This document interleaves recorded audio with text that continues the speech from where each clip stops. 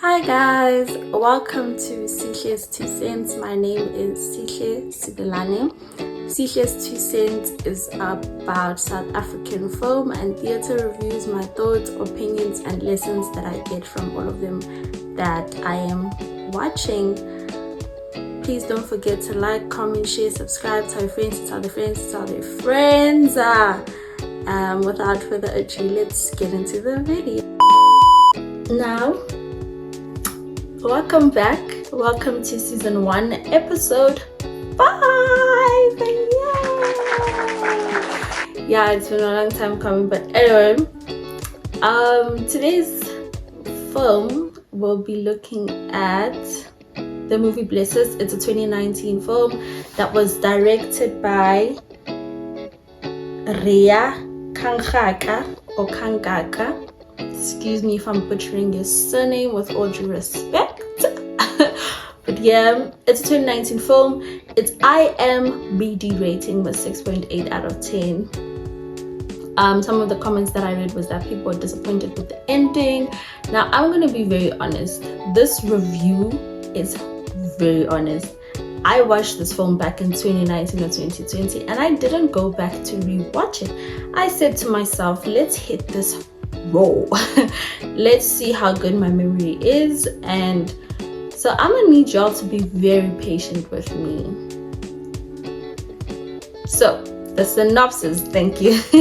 The synopsis of the film is: Jacob Zulu is a middle-aged businessman who has become accustomed to his routine, a life which includes his wife, daughter, work and fun, and he thinks that life will always be easy for him. Jacob Zulu is played by Kenneth Nkosi. Michelle, which is his wife, is played by Sonia Mbele, and his daughter Natasha is played by Six Nyamani.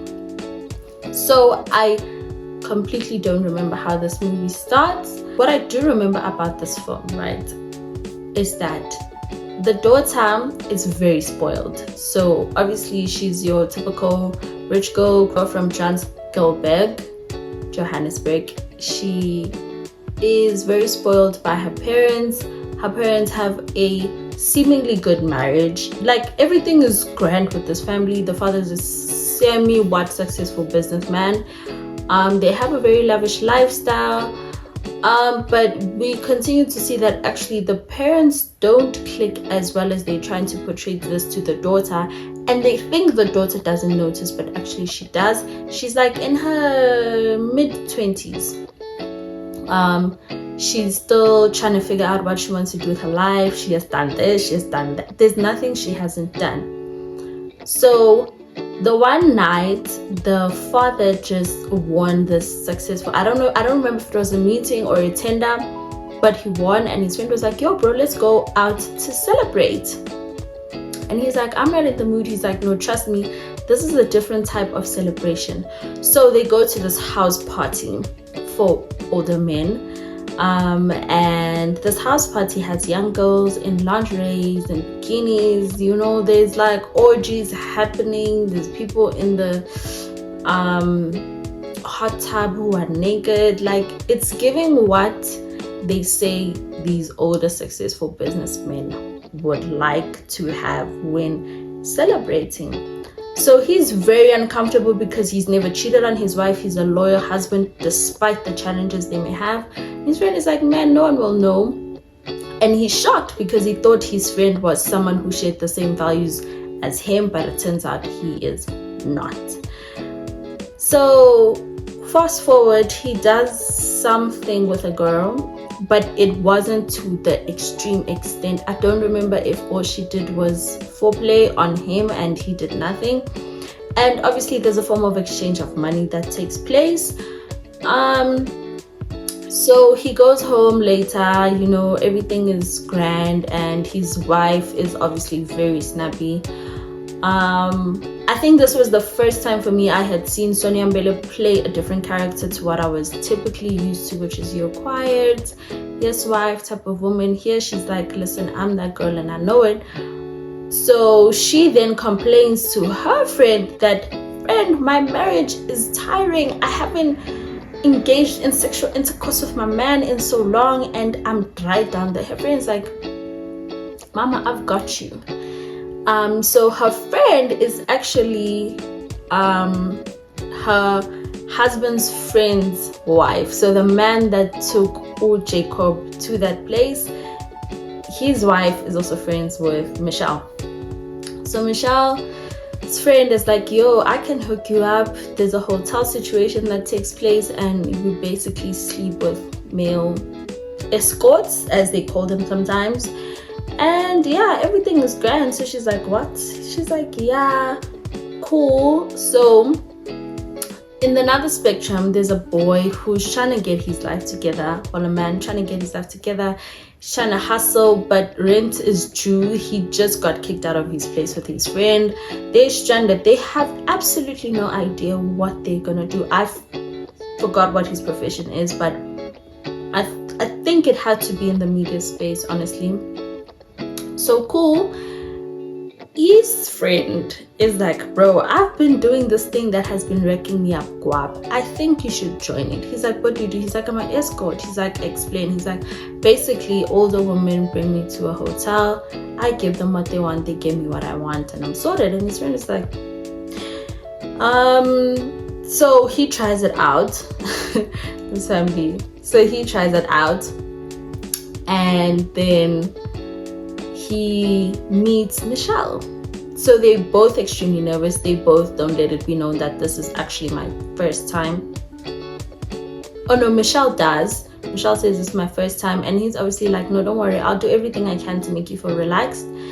And it's a one-time thing, so you smash and leave, you don't stay.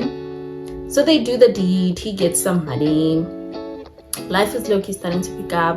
So this is when Natasha comes in. Natasha leaves home or gets kicked out of home. I think she fought with one of her parents.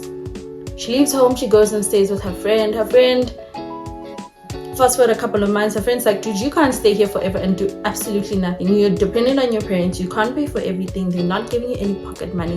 You need to work your way if you want to stay here. She's like, but you know I have nothing to do. I'm still trying to figure it out. She's like, you either leave or you bring in some cash. And she's like, her friend's like, but anyway, you've been in a rut, so let's go out. I know a place that we can go. She's like, where are you taking me? She's like, no, dress, look cute, you know, etc. So they go to this place, which is where Jacob and his friend always go, you know, that nice hotel house vibe. They go there, and then she's very uncomfortable, obviously, and her friend ditches her as soon as they land in the door, which, girls, we need to have a conversation about that if we're being honest, but that's a topic for another day. There's an Asian, Chinese man, Japanese, excuse me, I am not sure. He's like, he grabs Natasha and he's like, oh my gosh, come, let's go, it's time, you're late, because she's dressed in this Japanese Taiwanese attire, right? Those cute dresses. He's like, you're late, let's go. She's so confused. She gets pulled into a room and she has absolutely no idea what to do, and this man is explaining on the way up the stairs. He closes the door. So they're all wearing masks. Oh, by the way, it's a requirement to wear a mask whenever you're there, both the guys and the girls, so no one knows whose identity is. So cool, they go up, she goes up, the man walks in, she's sitting on the bed, she starts dancing, being sexy, being cute. Now she takes off the mask of the man, because now they're in private, right? And you can't do that because this person is gonna pay you, and it's almost like you signed NDAs in a way. Cool, she removes the mask, she's like, oh my gosh, dad. The dad's like, oh my gosh, Natasha. Yeah, they both get dressed, they leave, they never talk about it. So 2 weeks ago, Natasha met the guy that her mom slept with and becomes her boyfriend. So she invites him to dinner post this, or somewhere in between during this, I'm not sure of the time frame. She invites him for dinner, and this is after the whole situation. So her and her dad don't talk about the situation. The dad's like, just come back home. It's almost like a sort of an agreement that I will let you stay here as long as you want, and I'll stop bothering you as long as you don't tell your mom what I have been up to. But they don't say it with their words. It's just like a mutual thing. She falls in love with that gent. She brings the gent home. The gent is like, what? this is your mom? He's like, yeah, this is my mom. He's like, do you know? He's like, no, I just, I'm just shocked. Then everything's now awkward at the table because now the dad and Natasha obviously have the secret of theirs. The mom and Natasha's boyfriend have the secret of theirs. So the boyfriend goes outside. Natasha's mom, Michelle, follows him outside. And she's like, what are you doing here? I thought I was never supposed to see you again. He's like, no, but I fell in love with your daughter. I didn't know she's your daughter. And she's like, break up with her. And he's like, I'm not sure. And then the movie ends. To my recollection, the movie ends. So I know, guys, this is a mess, but I think this is the very honest content I will put out. It's well structured, but it's also how well my memory is, like I said, and I hope you enjoyed this video. The lessons that I picked up was what's done in the dark will always find a way to shine.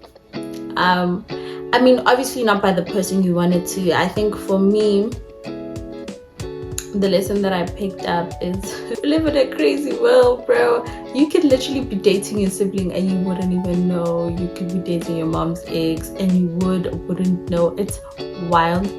Guys, people will do anything for money.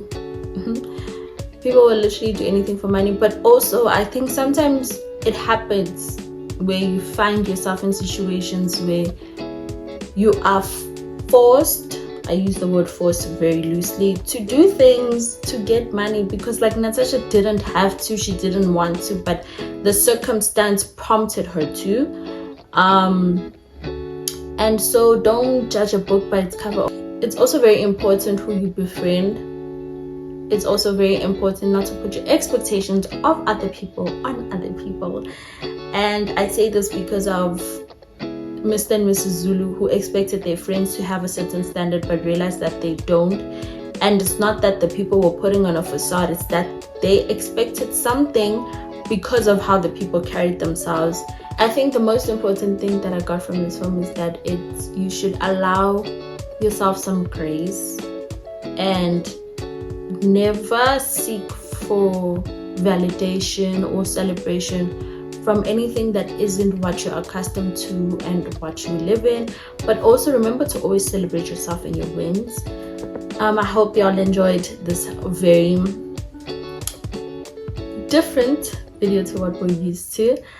I'm still excited to be here, to be on this journey, and I hope you will continue to support me.